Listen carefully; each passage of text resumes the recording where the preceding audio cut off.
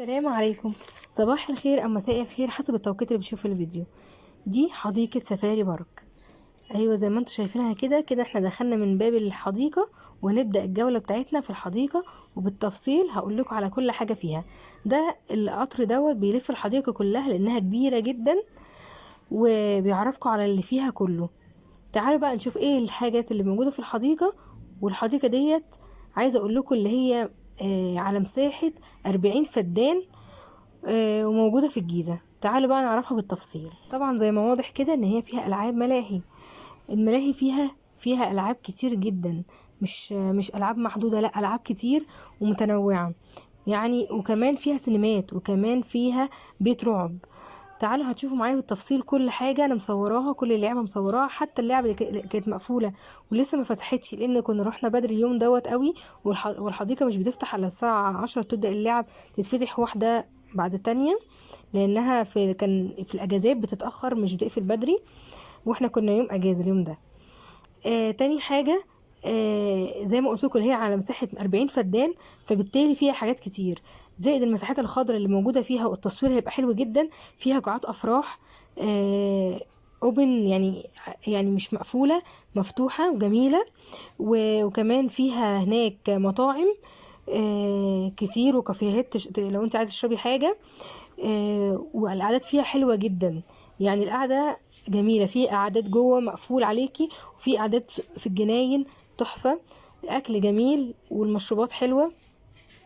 سيبكم من الأكل والشرب، في كل مكان في أكل وشرب هناك. لو انت هتروح عشان تتصوري، فانت هتتصوري صور حلوة قوي، لأنها معمولة على طراز ريفي زي ما بيقولوا كده. هي موجودة بقى مكانها فين؟ على أسفل الطريق الدائري بجوار محور أحمد عراوي الجديد.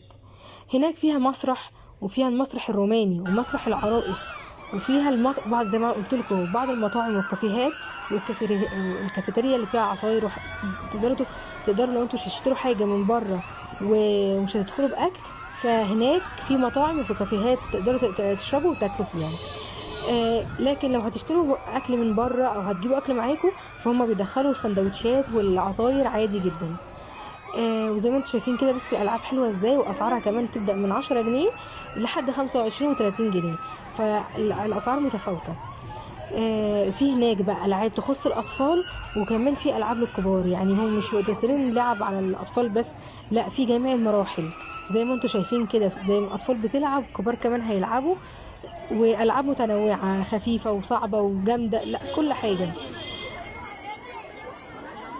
وكمان هناك في ساقية، وممكن تتصوروا عندها جميلة جدا، في كوبري كده ماشي من تحتيه بحيرة جميلة جدا. البحيرة دي حلوة قوي للتصوير، وكمان البحيرة دي كمان فيها مراكب ماشية فيها، فممكن هناك تأجري وتركبي انت وعيلتك فيها. يعني المنظر هناك تحفة وجميل جدا للتصوير، والأماكن الريفية جميلة جدا. وكمان في شكل كده فرعوني تتصوري عنده، تحس ان انت رحتي مكان سياحي.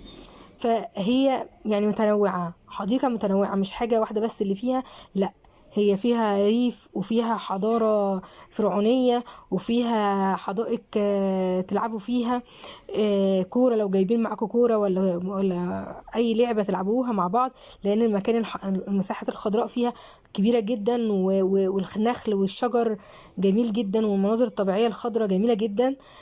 زائد ده كله في مكان للألعاب زي ما قلت لكم، زي ما انتم شايفين كده في الفيديو، مكان كبير جدا للألعاب، يعني كل حاجة في الحديقة. ودخول الحديقة في الآخر تقريبا كان 15 جنيه أو 10 جنيه، مش فاكرة بالظبط، بس مش غالي.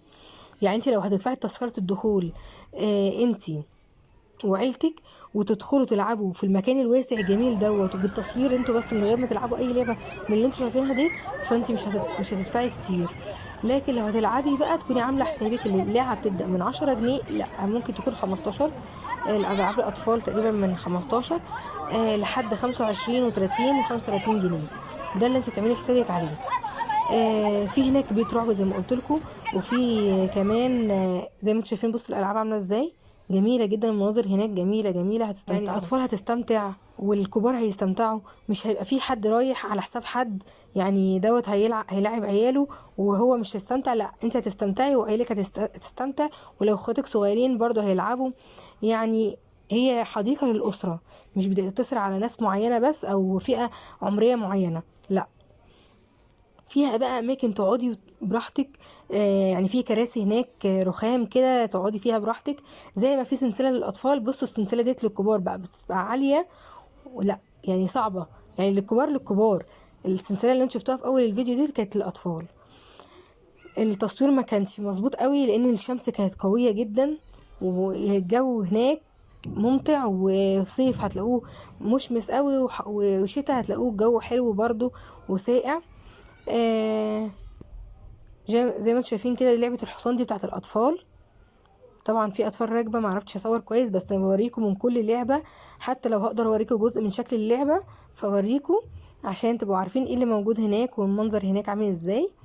بصوا المساحات الخضراء عالية، يعني في مرتفعات خضراء مزروعة جميلة جدا والتصوير حلو. بصوا ديت بقى دوت كوبري، ممكن تتصوري على السلالم بتاعته بمنظر تصوير حلو.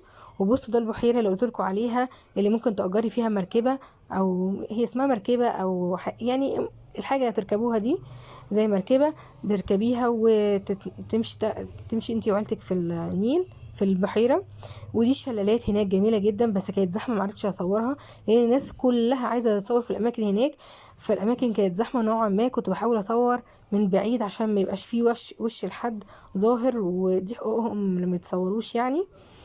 فهتلاقي اماكن هناك حلوه كتير، والتصوير هناك حلو قوي. لو انت رايحه تعملي تصوير ليكي في مناسبه، عايزه تصوري صور حلوه كده هتروحي هناك تتصوري صور حلوه فعلا.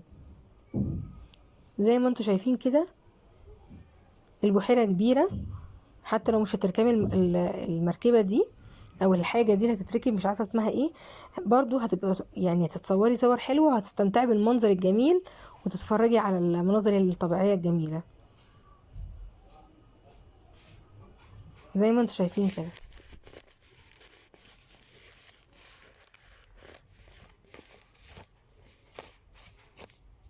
دي لعبة الحصان اللي كانوا بيلعبوها دلوقتي، كانتش لسه فتحت فصورتها. وده بيت الرعب، بيت كبير مدخلناهوش، مش عارفه ايه اللي جواه بالظبط لانه ما كانش لسه فتح، كان الصبح بدري، وعقبال ما جينا بقى ميعاد اللي هو فتح فيه ما رحناهوش. دي قاعات افراح زي ما قلت لكم عليها، بصوا مفتوحه ازاي، وليها سقف لو انتوا عايزين، لو جو ساقع مثلا او مطر او حاجه فده بيفيدها.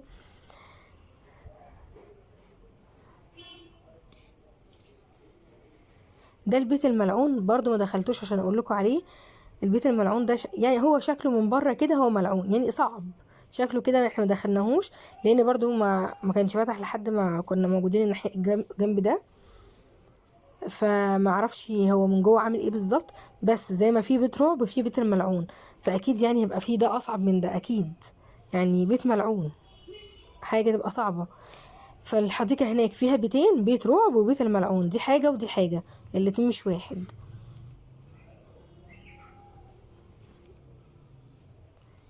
حبيت اجيب الحديقه بالتفصيل عشان اللي عايز يروحها يبقى عارف ايه اللي فيها وايه الالعاب اللي موجوده فيها. بصوا لعبه المقص دي طبعا صعبه، كان صوتهم صعب قوي في الفيديو، طبعا كل الصوت قصيته من الفيديو. الحديقه عشان هو يوم اجازه كانت زحمه جدا جدا، فكنت بحاول اصور يعني عشان ما اجيبش وشوش الناس، فكنت بحاول اصور من بعيد لاقصى درجه عشان ما اجيبش وش حد.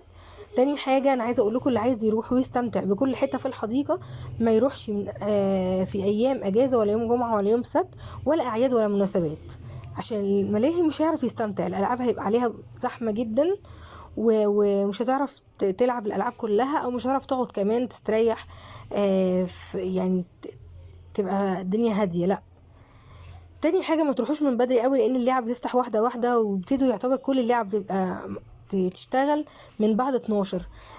من الساعه 10 بقى هتلاقي كام لعبه بس هي اللي فاتحه، بعد كده لا، وتلاقي نفسك بقى جيتي على الساعه 2 3 لقيت نفسك تعبتي وخلاص، واللعب لسه ما فتحتش او لسه فاتحه بقى وزحمه عليها، وانت بقى خلاص نشاطك راح عشان انت جايه من بدري. فبلاش تروحي من بدري على الفاضي، روحي على ميعاد الظهر كده تكون اللعب كلها مفتوحه. دي كانت برضو مقفوله لحد ما مشينا عشان احنا مشينا على الظهر وكنا رايحين بدري، كانت مقفوله فما لحقناهاش نشوفها. في لعب كتير مشينا قبل ما تتفتح للاسف ما لحقناهاش. انا بوريكم اللعب اللي كانت مفتوحه ساعه ما كنا موجودين. بصوا فضلنا واقفين عندها فتره عشان تفتح، ما فتحتش.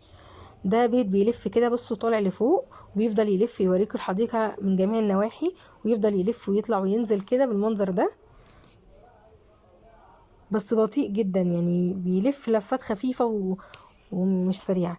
دي الساقيه دي كانت اشتغلت من الصبح، من اوائل اللعب اللي ابتدت تفتح من الصبح. الحديقة بجد جميلة وأسعارها حلوة، واللي هيروح هيستمتع بكل حاجة فيها. إذا كان كنت هتلعب في الملاهي، إذا كان كنت هتقعد تلعب بكورة أو تلعب بأي حاجة، أو تقعد تتأمل في الحديقة، الزهور والحدائق اللي هناك الطبيعية والبحيرة. ففي أي حالة من الحالات فأنت هتستمتع، وحديقة مناسبة لكل أفراد الأسرة. يا رب يكون الفيديو عجبكم ومناسب ليكم، وسلام.